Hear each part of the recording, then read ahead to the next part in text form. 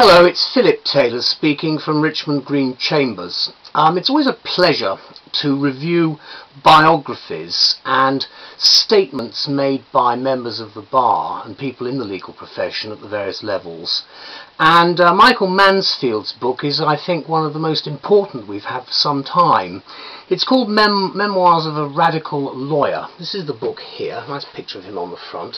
Lots of little pictures of him at various stages in his career, right from the beginning. The book runs to about just under 500 pages. Nice little index at the back, some blurb on the back with a bit of spine stuff, a nice picture of him there. And what you've got is a very readable book, and it goes through a lot of things that he's done in his life. What I will say about this book, having met Mr. Mansfield, is that he's a charming man, and at least he has a sense of humour. He had to when I interviewed him, that's for sure. But because what we've said here about the book is that beyond the narrowly legal, these are recollections of a controversial career, because this is a man who does things that frankly are not popular with some people. But that's the job we have as barristers, and I think he's an admirable example of how the system actually works. And I was really delighted when we had a discussion and he kindly sent the book to me for review. This is a memoir, says Mansfield, not an autobiography. It's a collage of recollections and reminiscences. On reading this fascinating account of Michael Mansfield's fascinating life, we are still a little puzzled as to why the book is not an autobiography. However, you classify it, though it's worthy of note because of the name and fame of the author. Mansfield, it's fair to say, is Britain's best-known defence lawyer, with a towering reputation as a doughty fighter, even for ostensibly lost causes. Presenting a challenge to conventional wisdom and the established view has been his forte.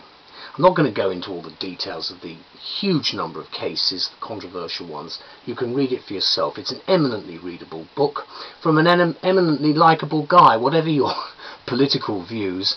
He is a man who stands very much by the cab rank principle of the bar, and I think that is a great attribute. He's attracted a lot of controversial cases, but you do when you do this sort of work. So they once said to me, you put your head above the parapet, it's going to be shot off at some stage, so you have to put up with that. He has a rather robust conversational style when he writes this book, and I think that's quite rather useful. He talks about his wartime childhood in normally quiet middle-class London, suburban North London, and with references to sirens, bombs and so forth. A very difficult time, something many people today would actually not understand probably. You'd think after the bombing and everything else he'd go for a quiet life, but not of it. He went to the bar, and the driving force apparently was when a local police officer charged his mother with a parking offence, and she strenuously defended herself, discovering to her dismay that there are police officers out there who tell lies. Interesting. And that really was the spark for young Mansfield, and that's what we get later on in the book as he looks at the various cases he's had over the years. They've generated sensational headlines sometimes. I'm delighted that he's been able to write this book. I'm delighted it's been so successful, and I commend it to you as something well worth reading to set a picture of the way the legal profession has been, say, in the last 25 to 30 years.